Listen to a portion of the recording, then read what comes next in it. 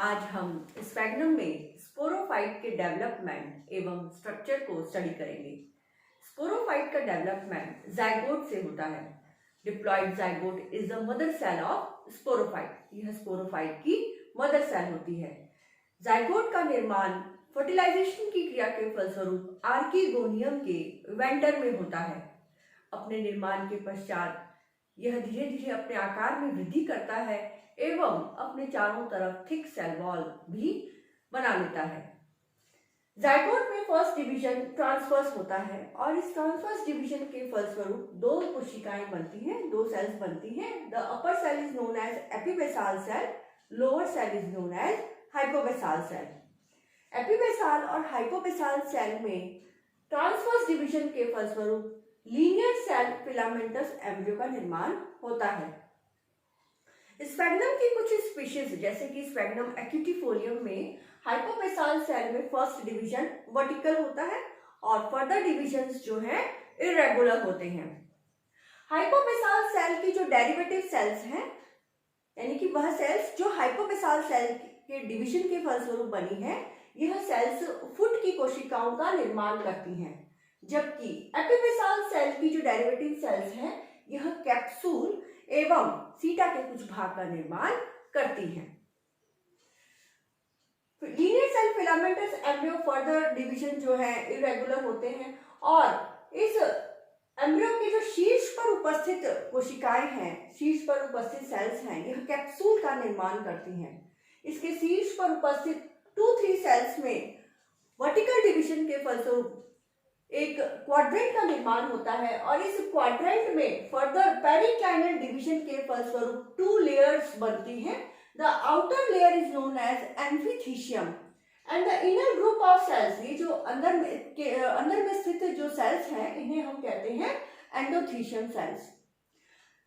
The endothecium cells by repeated division, endothecium cells repeatedly divide करके columella का formation करती हैं। कॉल्यूमेला स्टेराइल सेल्स हैं जो कैप्सूल के सेंटर में उपस्थित होती हैं, जबकि एम्फीथीशियम जो सेल्स हैं, इनमें फर्दर पेरिक्लाइनल डिवीजन होता है। पेरिक्लाइनल डिवीजन यानी कि इस तरह से जो डिवीजन होते हैं, यह पेरिक्लाइनल डिवीजन है जिससे कि लेयर्स बनती हैं, आउटर एंड इनर। तो इस एम्फीथीशियम जो सेल्स हैं, इनमें फर्दर पेरिक्लाइनल डिवीजन के फलस्वरूप 2 लेयर्स बनती हैं, आउटर एम्फीथीशियम, इनर एम्फीथीशियम। आउटर एम्फीथीशियम जो है कैप्सूल की वॉल का फॉर्मेशन करती है। इस आउटर एम्फीथीशियम में रिपीटेड पेरिक्लाइनल एवं एंटीक्लाइनल डिवीजन के फलस्वरूप कैप्सूल की 3 to 7 लेयर वॉल्स का फॉर्मेशन होता है, जबकि इनर एम्फीथीशियम जो सेल्स हैं, यह आर्कीस्पोरियम का निर्माण करती है। यह आर्कीस्पोरियम जो सेल्स हैं, कॉल्यूमेला के ऊपर आर्च के रूप में, आर्च में मेहराब के रूप में स्थित होती हैं। आर्कीस्पोरियम सेल्स भी पेरिक्लाइनल और एंटीक्लाइनल डिवीजन के फलस्वरूप विभाजित करती हैं और इनकी आखिरी जो जनरेशन है, last generation, function as a spore mother cells. Spore mother cells की भांति व्यवहार करती है। यह spore mother cells meiotically divide होकर स्पोर का निर्माण करती है। इस तरह हमने देखा कि एंडोथीशियम जो कोशिकाएं हैं, ये जो ब्लैक कलर में दिखाई दे रही है, एंडोथीशियम सेल्स कॉल्यूमेला का फॉर्मेशन करती है।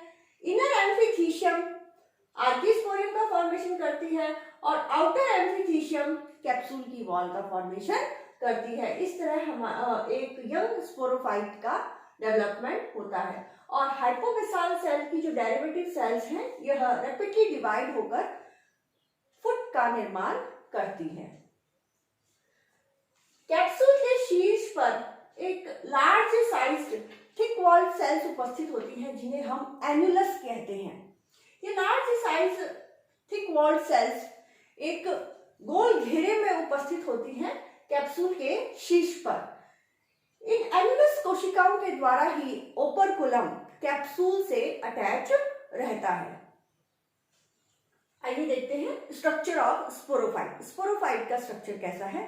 जो स्फैग्नम का स्पोरोफाइट है, यह कैलिप्ट्रा एवं पेरिकेटियल लीव्स के द्वारा घिरा हुआ रहता है। यह आर्कीगोनियल ब्रांच में पेरिकेटियल लीव्स जो उपस्थित होती है इनसे घिरा हुआ रहता है और यंग स्पोरोफाइट जो है कैलिप्ट्रा के द्वारा सराउंड रहता है। लेकिन जैसे जैसे स्पोरोफाइट मैच्योर होता है आर्किगोनियल एक्सिस इलोंगेट हो जाती है और इलोंगेट होकर स्पोरोफाइट को पेरिकेटियल लीव्स और कैलिप्ट्रा से बाहर निकाल देती है। यह जो इलोंगेटेड आर्किगोनियल एक्सिस है इसे ही हम स्यूडोपोडियम कहते हैं। स्यूडोपोडियम का जो डिस्टल एंड है, दूरस्थ शिरा है, ये देखिए स्यूडोपोडियम है, इसका जो डिस्टल एंड है यह इलोंगेट हो जाता है, फैल जाता है और एक सैक लाइक स्ट्रक्चर, थैलीनुमा संरचना बनाता है जिसे हम वेजिनुला कहते हैं। इस वेजिनुला में फुट एम्बेडेड रहता है और यह वेजिनुला कंप्लीटली फुट को जो है घेर लेती है चारों तरफ से और फुट इसमें एम्बेडेड रहता है। Mature sporophyte consist of 3 region. Sphagnum का जो मैच्योर स्पोरोफाइट है इसके 3 भाग हैं, foot, seta and capsule.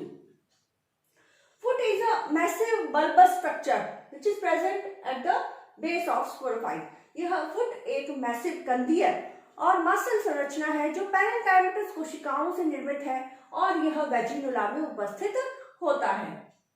Foot कोशिकाओं का कार्य भोजन का अवशोषण करना है। यह भोजन का अवशोषण करती है गैमेटोफिटिक टिश्यू से, जिससे कि स्पोरोफाइट को जो है न्यूट्रिशन मिलता है। लेकिन जैसे जैसे स्पोरोफाइट मैच्योर होता है तो कैप्सूल की जो वॉल में उपस्थित क्लोरोप्लास्ट है यह अपना भोजन खुद बना सकते हैं और यह जो है गैमेटोफाइट पर डिपेंड नहीं रहता।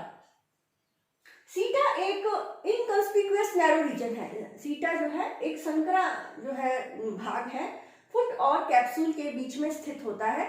सीटा स्फेग्नम का जो सीटा है यह इलोंगेटेड स्ट्रक्चर नहीं होता। कैप्सूल, स्फेग्नम का जो कैप्सूल है यह स्फेरिकल इन शेप होता है, स्फेरिकल शेप का होता है। कैप्सूल की 3 to 7 लेयर्ड वॉल होती है and the outermost wall of the capsule is known as epidermis. इसे हम एपिडर्मिस कहते हैं। एपिडर्मिस में स्टोमेटा उपस्थित होते हैं और यह स्टोमेटा नॉन फंक्शनल होते हैं। एपिडर्मिस और कैप्सूल वॉल में उपस्थित क्लोरोप्लास्ट के द्वारा यह स्पोरोफाइट अपने भोजन का निर्माण करने में सक्षम होता है। कैप्सूल के शीर्ष पर एन्युलस सेल्स उपस्थित होती हैं और इन एन्युलस सेल्स के द्वारा ही ओपर्कुलम जो है कैप्सूल से अटैच रहता है। कैप्सूल एन्युलस के ठीक नीचे स्पोर सैक उपस्थित होता है और इस स्पोर सैक्स में हैप्लॉइड स्पोर्स उपस्थित होते हैं। यह स्पोर सैक कॉल्यूमेला के ठीक ऊपर आर्च के रूप में, एक मेहराब के रूप में उपस्थित होता है। इस स्पोर सैक के ठीक नीचे कॉल्यूमेला उपस्थित है। Columella is a group of sterile cells. यह स्टेराइल सेल्स का समूह है जिसका मुख्य कार्य कैप्सूल को मैकेनिकल स्ट्रेंथ प्रदान करना है। इस तरह हम देखते हैं कि जो स्फेग्नम का जो कैप्सूल है यह स्पोरोफाइट है, यह वेल डेवलप्ड है। It consist of foot, seta and capsule. Capsule में ओपर्कुलम उपस्थित है और ओपर्कुलम जो है एन्युलस कोशिकाओं के द्वारा कैप्सूल से अटैच रहता है। एक खास स्ट्रक्चर जो हमने आज देखा है इसमें है स्यूडोपोडियम, वेजिनुला, एन्युलस, ओपर्कुलम। ये शब्द जो है हमने आज पहली बार इस स्फेग्नम के स्पोरोफाइट में पढ़े हैं। इससे पहले हमने ये वर्ड्स जो है नहीं देखे थे। स्फेग्नम के जो स्पोरोफाइट है इसका डिहाइसेंस कैसे होता है? डिहाइसेंस ऑफ कैप्सूल। डिहाइसेंस जो है कैप्सूल का एक खास तरह के एक्सप्लोजिव मैकेनिज्म के द्वारा होता है और इस एक्सप्लोजिव मैकेनिज्म को हम एयर गन मैकेनिज्म कहते हैं।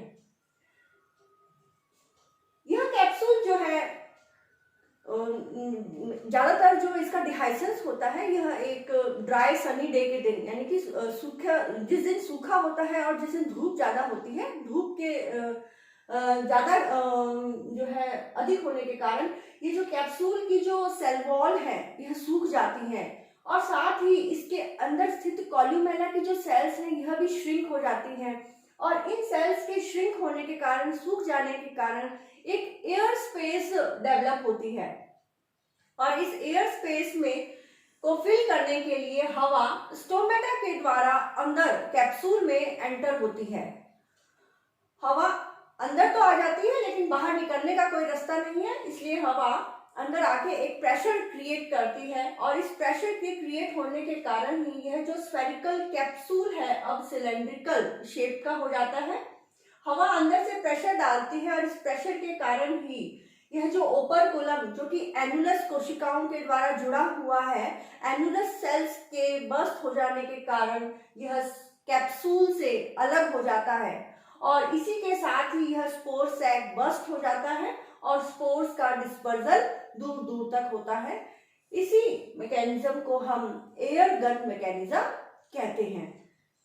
इसके द्वारा जो है स्फेग्नम के कैप्सूल का डिहाइसेंस होता है।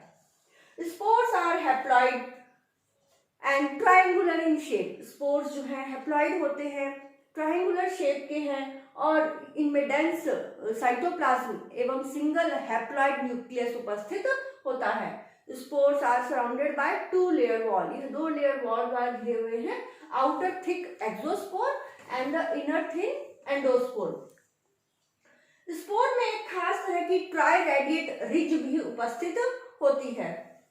यह स्पोर्स जो है 6 महीने तक 6 मंथ तक वायबल रहते हैं और यह इमीडिएटली भी जर्मिनेट हो सकते हैं जैसे ही इन्हें फेवरेबल टेम्परेचर और मॉइस्चर कंडीशन उपलब्ध होती है। यह स्पोर्स जो है जर्मिनेट होते हैं। जर्मिनेशन के दौरान यह एक्सोस्पोर बस्ट हो जाती है और एंडोस्पोर एक जर्म ट्यूब के रूप में बाहर आती है।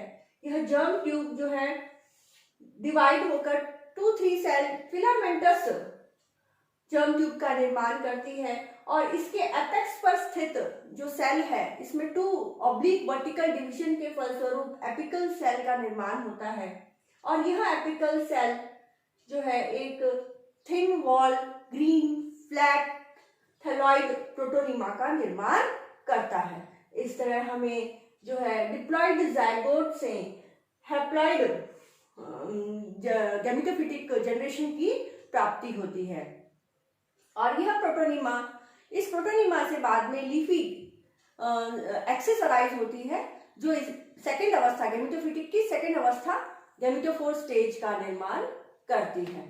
धन्यवाद।